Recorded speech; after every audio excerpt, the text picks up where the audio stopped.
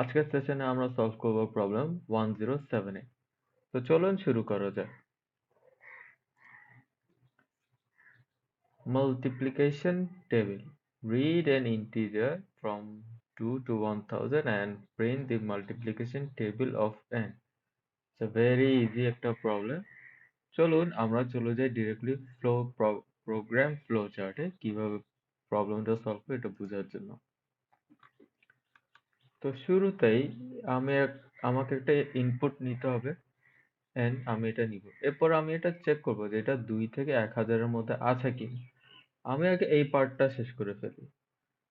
তো um, n equals to int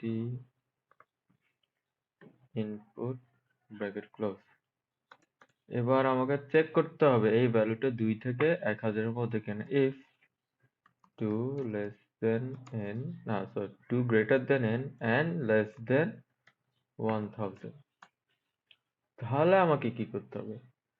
আমাদের যেই টেবিল সেটা 1 থেকে 10 পর্যন্ত আমাদের হিসাব করতে হবে। তো আমি কি করব ফর I in range 1 থেকে 11 পর্যন্ত নেব, কারণ 11 নিলে 10 পর্যন্ত হবে কোলন দিব।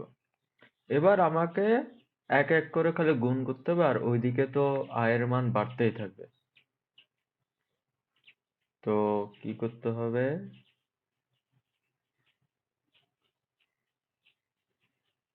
রেজাল্ট দিই। রেজাল্ট ইকুয়ালস টু I ছোট হাতে I ইন্টু n। এবার আমি খালি এটা প্রিন্ট করব। Print f inverted comma second bracket. প্রথমে প্রিন্ট করতে হবে I, এরপর হচ্ছে একটা স্পেস x। x কি ছোট নাকি বড়? ছোট হাতে। পর হচ্ছে আমাকে n প্রিন্ট করতে হবে। n equals to second bracket result. একবার এটা রান দিয়ে দেখি।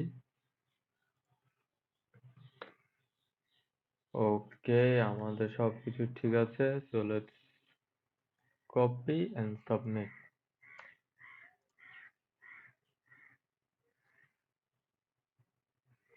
ক্রস ওয়াক তো এখানে নাই, এটা দিয়ে দিই। ফায়ার হাইড্রেন্টও নাই।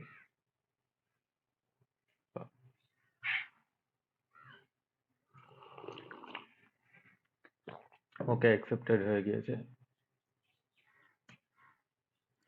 ভেরি সিম্পল একটা প্রবলেম ছিল। এটা দিয়ে আমাদের যতটুকু মনে পড়ে আমরা কত ক্লাস 1-2 তে এরকম আমাদের এই টেবিলগুলো মুখস্থ করতে হতো। তখন যদি আমি এই পাইথন প্রোগ্রামিং পারতাম, আমাকে হয়তো মুখস্থ না করে আমি আহ, কোন একটা প্রোগ্রাম লিখে ফেলতাম যেটা দিয়ে আমার সব টেবিলগুলো কি করে ফেলতো, রেজাল্ট গুলো আমাকে দিয়ে দিত। তো করতে পারলে মজাই হতো। যাই হোক, আজকের জন্য এতটুকুই। ইনশাল্লাহ দেখা হচ্ছে আপনাদের সাথে আগামীকাল। সবাই ভালো থাকবেন, সুস্থ থাকবেন। আল্লাহ হাফেজ। আসসালামু আলাইকুম।